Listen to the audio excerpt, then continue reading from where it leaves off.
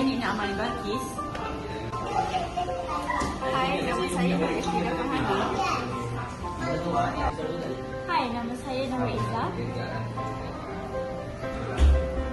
Hai, saya Putri Syamin Syarina. Hai, nama saya Balaiwani.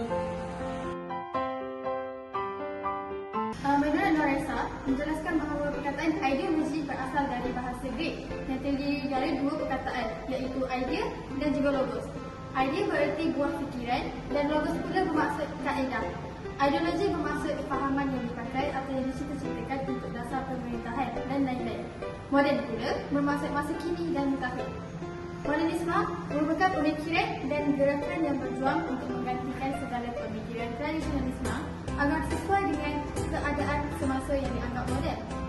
Modernisme juga merupakan penentangan terhadap agama kerana ia lahir daripada pegangan kepada sekularisme, iaitu zaman Renaissance. Zaman Renaissance mempunyai keistimewaan yang memberi lebih peluang kebebasan bagi individu dari segi agama, penulisan, kebudayaan serta kesedaran dan pencapaian yang cemerlang dalam sastra dan sains. Dengan kebebasan tanpa perkembangan agama ini akan telah memainkan peranan sebebas-bebasnya sehingga lahirlah ideologi yang moden yang menggantikan agama sebagai penentu pada tujuan kehidupan. Modernisme juga kian berkembang apabila kemunculan tamadun barat yang berkiblatkan kepada akal, terutamanya pada abad ke-18, iaitu zaman Enlightenment. Contoh peristiwa adalah Charles Darwin, di mana kita tahu bahawa Charles Darwin punya teori manusia ini berasal daripada monyet. Seterusnya, gerakan ini dapat dibagi kepada tiga peringkat, iaitu modernisme, pasca-modernisme dan juga postmodernisme. Berikut merupakan contoh keratan akhbar yang berkaitan dengan tajuk yang dibincangkan. Seterusnya, saya akan menerangkan tentang faktor kemunculan ideologi moden. Kebebasan individu dalam agama, penulisan, kebudayaan, diberi dan pencapaian sastera serta sains juga telah berkembang pada zaman Renaissance.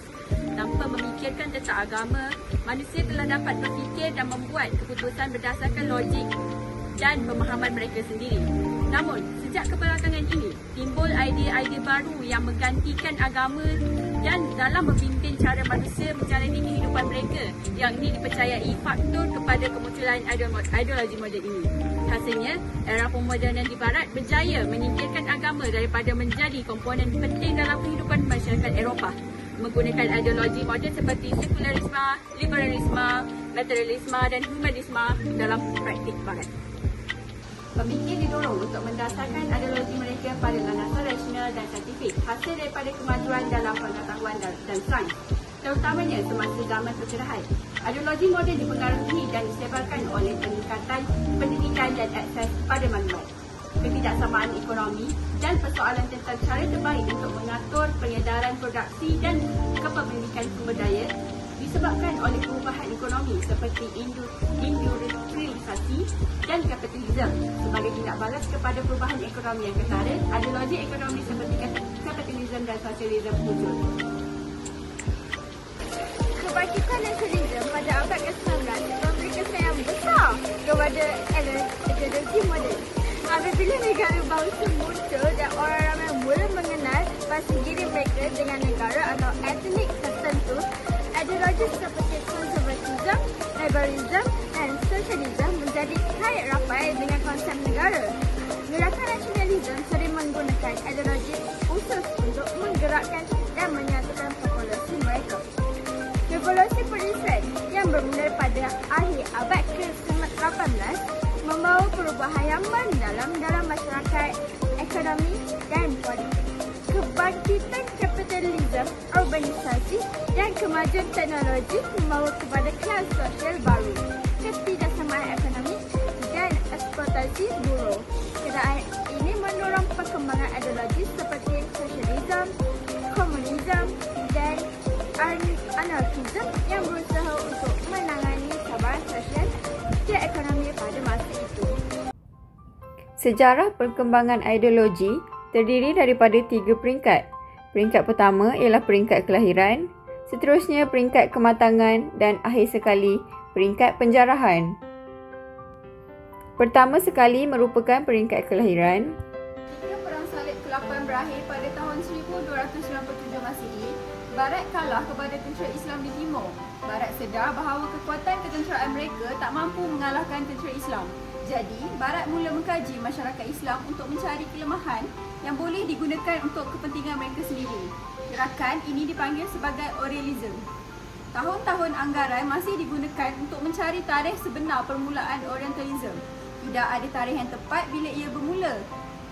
Para sejarawan Barat mengatakan bahawa ia pertama kali muncul secara rasmi selepas konferensi Gereja Kebangsaan Wina. Ada juga pendapat yang menyatakan bahawa ia dicipta oleh John of Damascus di Syam semasa pemerintahan kerajaan Umayyah pada kurun kedua Hijrah. Ia sebenarnya dilakukan atas dasar agama dan bertujuan untuk menyediakan maklumat penyelidikan mengenai gerakan penjajahan dan kristianisasi. Selain itu, kristianisasi menubuhkan institusi penyelidikan di Syria pada awal abad ke-13 Masihi dengan keutamaan untuk belajar bahasa Arab dan Islam. Dengan matlamat yang sama oleh Orientalism, Raymond Lull, seorang teologis dan penyahir, adalah tokoh pertama dalam sejarah kristianisasi. Dia dengan gigih menyebarkan kristianisasi dan pemurtadan di Andalusia dan Afrika Utara semasa kerajaan Islam Andalusia masih wujud, terutamanya selepas tentera Islam mengalahkan tentera Salib.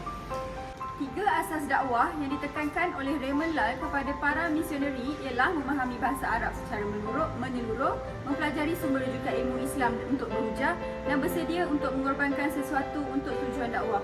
Menurut Al-Juhari, gerakan kristianisasi bermula dengan penjajahan Spanyol dan Portugis ke atas negara Islam selepas perjanjian Tordesillas pada 7 Hijrah.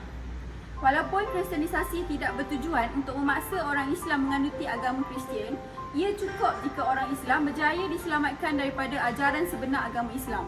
Pada masa ini, penyebaran ideologi moden belum ketara kerana hasil penyelidikan mengenai kristianisasi dan Orientalism masih baru. Tadi kita telah mempelajari berkenaan peringkat kelahiran, maka seterusnya kita akan mempelajari berkenaan peringkat kematangan dalam sejarah perkembangan ideologi moden. Peringkat ini berlaku pada sebelum kurun ke-20. Aktiviti penjajahan Barat amat pesat melanda dunia umat Islam. Maka dengan itu, di sini saya akan menceritakan sedikit berkenaan sejarah perkembangan ideologi moden, peringkat kematangan.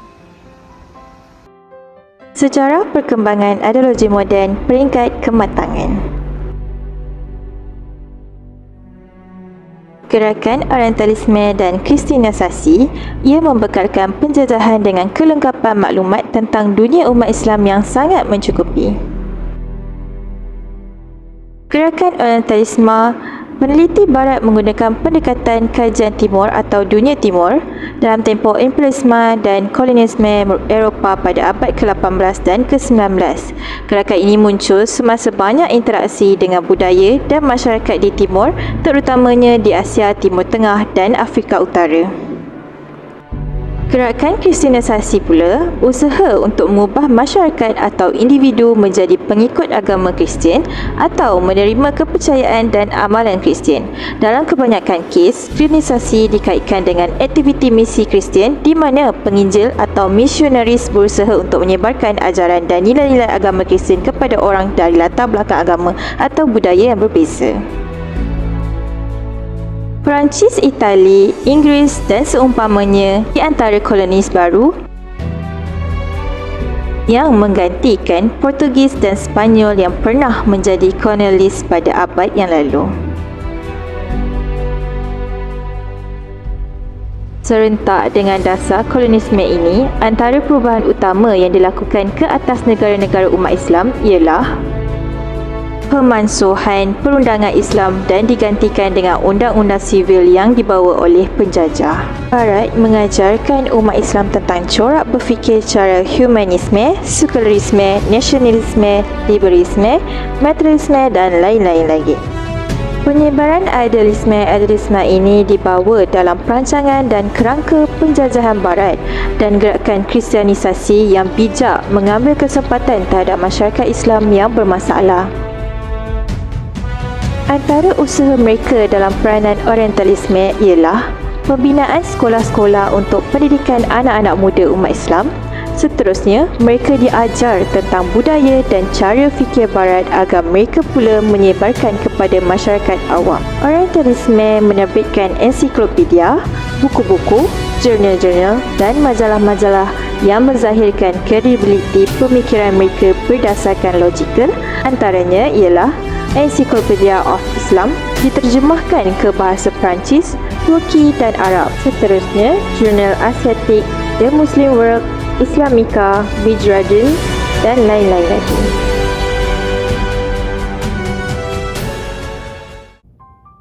Akhir sekali, peringkat penjarahan. Penjarahan yang bermaksud mengambil hak milik orang lain seperti British mengambil hak milik orang Islam. Pada peringkat penjarahan, ianya berlaku pada sekitar abad ke-18 sehingga ke-21. Pada abad ke-18 dan 19, ianya lebih kepada menyaksikan barat aktif dengan penjajahan politik. Ianya terjadi kerana negeri-negeri umat Islam meminta bantuan barat untuk menyelesaikan perang saudara, lanul, perluasan pengaruh dan seumpamanya. Manakala pada abad ke-20 dan 21 menyaksikan umat Islam menghadapi tekanan dan ancaman penjajah daripada Amerika Syarikat, Zionis dan Barat. Kolonialisme dan dekolonisasi. Pada awal ke-20, banyak negara Islam mengalami penjajahan daripada Barat. Proses dekolonisasi yang dimulai setelah Perang Dunia Kedua membawa perubahan politik yang signifikan dengan negara-negara Islam berjuang untuk mendapatkan kemerdekaan dan membangun identitas nasional mereka. Yang kedua ialah pengaruh Barat. Interaksi antara negara-negara Islam dan Barat membawa pengaruh ideologi Barat seperti liberalisme, sosialisme dan kapitalisme.